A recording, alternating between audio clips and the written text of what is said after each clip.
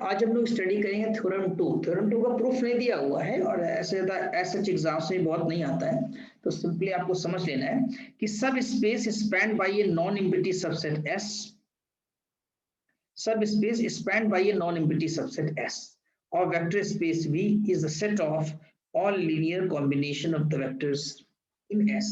Basically यहाँ जो discussion किया जा रहा है उसमें क्या है कि एक वेक्टर स्पेस V है, में बहुत से एलिमेंट हैं, अल्फा बीटा गामा भी है, जीरो वेक्टर भी है, alpha 1 alpha 2 and so on. मान लीजिए अल्फा n है, बीटा 1 से लेके बीटा m।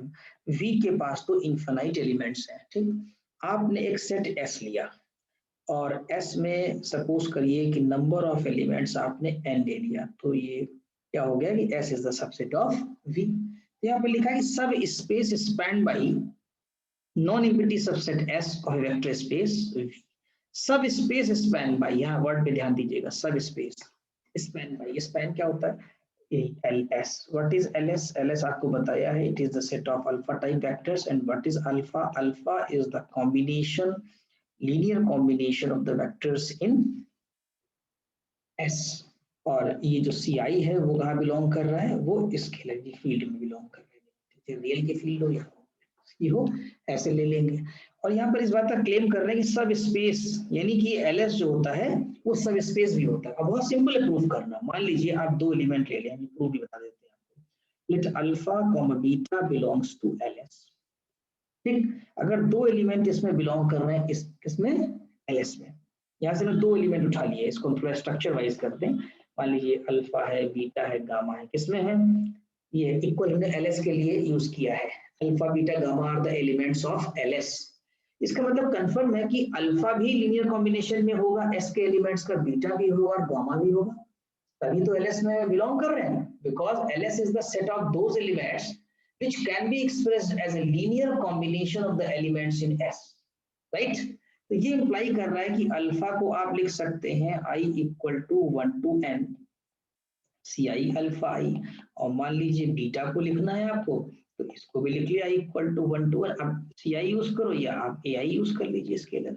और every A I comma C I belonging to field, तो स्केलर है या फील्ड के एलिमेंट है। अब जानते हैं सब स्पेस कब बनता है? सब स्पेस तब बनता है कि जब आप ये शो करते हैं, अगर हम यहाँ लास्ट लाइन लिख दें कि C alpha plus beta belongs to L S, ये लास्ट लाइन है, टारगेट लाइन है आपकी। तो आप ये लिख पाएंगे इंप्लाइज कि L S is sub space of V, right? तब आप कह पाएंगे। अब बात आई कि जो थ्योरम पढ़ी थी कि ये non empty subset, non-empty subset W will be the subspace of V if C alpha plus beta belongs to W for every alpha beta belongs to W। Theorem कराई दो लेक्चर पहले आपको। अब C alpha plus beta को LS में show करना है, तो यहाँ अगर हम इसका प्रूफ लिखते हैं जो लाइन ऊपर छोड़ा था हमने, तो C alpha plus beta अगर आप चेक करिए यहाँ पर for every C belonging to field, right? तो जब C alpha plus beta check करेंगे तो C रहेगा और I equal to 1 to n C I alpha I, और I equal to 1 to n A I alpha I लिख लेंगे आप। अब अगर इसमें चाहे तो I काउंटर को कॉमन ले सकते हैं और C को अंदर मल्टीप्लाई कर सकते हैं, सी सी आई, और ये हो जाएगा ए आई अल्फा I। ये स्केलर है, एक नया स्केलर रिप्लेसमेंट कर सकते हैं हम लोग। I इक्वल टू 1 to 1 हमने डी आई कर दिया, डी आई अल्फा। देखा आपने कि C alpha plus beta is the now combination of the elements in S। I equal to 1 to 1 D I, यानी ये कहाँ बिलोंग करेगा, LS में बिलोंग कर जाएगा, because LS is the set of those elements which can be expressed as a linear combination of the vectors in S। ठीक, ये बात याद रखिएगा। तो ये बात हमेशा समझ लीजिए हमेशा के लिए कि LS सब स्पेस होता है, ठीक। अब आते हैं रिमार्क में, इंपॉर्टेंट है। Suppose S is a non empty subset of A vector space V, S को नॉन एम्प्टी सबसेट लिया है। Then a vector alpha belonging V, यानी ये अगर S है और ये V, ठीक है, और V में एक वेक्टर अल्फा बिलोंग कर रहा है, will be in subspace W generated by LS। Actually W यहाँ इसी को कहा गया है, LS को। LS जो है जनरेट किया ना, उसका नोटेशन W कह दिया, ठीक। Will be in the sub space W, wording पे ध्यान देंगे, शब्दों पे, चोरी पे। Then a vector alpha belonging V, अभी अल्फा की पोजीशन क्या है, वी में है, कहाँ है, वी में है, will be in the sub space W, यानी ये हो जाएगा कहाँ का एलिमेंट, डब्ल्यू का, तब इफ लगा हुआ है, ठीक है, if it can be expressed as a linear combination of finite number of vectors belonging to S over F, अगर इस अल्फा को हम एक्सप्रेस कर पाए इसमें उन वेक्टर्स में जो कि एस में बिलोंग कर रहे हैं, ये दो चीजें हमने बताई आपको थ्योरम में कि ये एल एस सब स्पेस होता है और एल एस में वही एलिमेंट भी के आएंगे जो एस के साथ लीनियर कॉम्बिनेशन प्रोड्यूस करेंगे या बना लेंगे उसके साथ, ठीक, ये बात आ गई समझ में आपको। अब मैंने यहाँ पे नोट्स में अपने एक स्पेशल फ्लोचार्ट दे दिया है, ये बीएससी 1 में एक चैप्टर होता है लीनियर इक्वेशंस, जिसमें हम लोग कंसिस्टेंट और इनकंसिस्टेंट इक्वेशंस के बारे में पढ़ते हैं, तो पूरा हमने यहाँ दिया है ax is equal to B type की इक्वेशंस हैं, ये नॉन होमोजीनियस इक्वेशंस हैं, ठीक है, नॉन होमोजीनियस इक्वेशंस वो होती हैं जिनमें ये बी मैट्रिक्स जो है वो नल मैट्रिक्स नहीं हो, ये ओ है नल मैट्रिक्स नहीं होना चाहिए, ठीक है, नल मैट्रिक्स हो जाएगी इक्वल टू 0 0 तो होमोजीनियस बन जाएगा।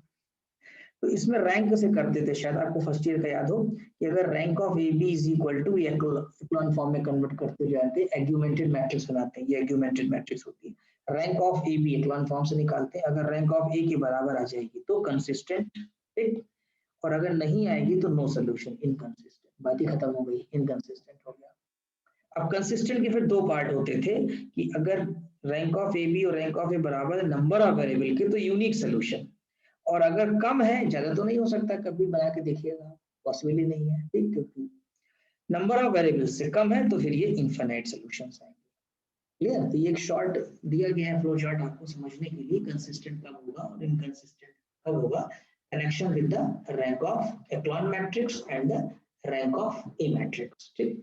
अब होमोजेनियस देखिए, होमोजेनियस होता है ax is equal to null matrix, तो ax is equal to 0, we have always consistent situation in homogeneous equations हमेशा सॉल्युबल होती हैं, ऐसे आपने लिख दिया x plus y is equal to 0 और 2x minus y is equal to 0, तो ये सॉल्युबल होगी। अब चाहे इसका जीरो सोल्यूशन निकले या नॉन जीरो, तो भी तरह के सोल्यूशन निकलते, लेकिन निकलते जरूर हैं, ठीक है। तो एक ट्रिवियल सोल्यूशन ये जीरो सोल्यूशन कहलाता है जब rank of A number of variable के बराबर हो जाए।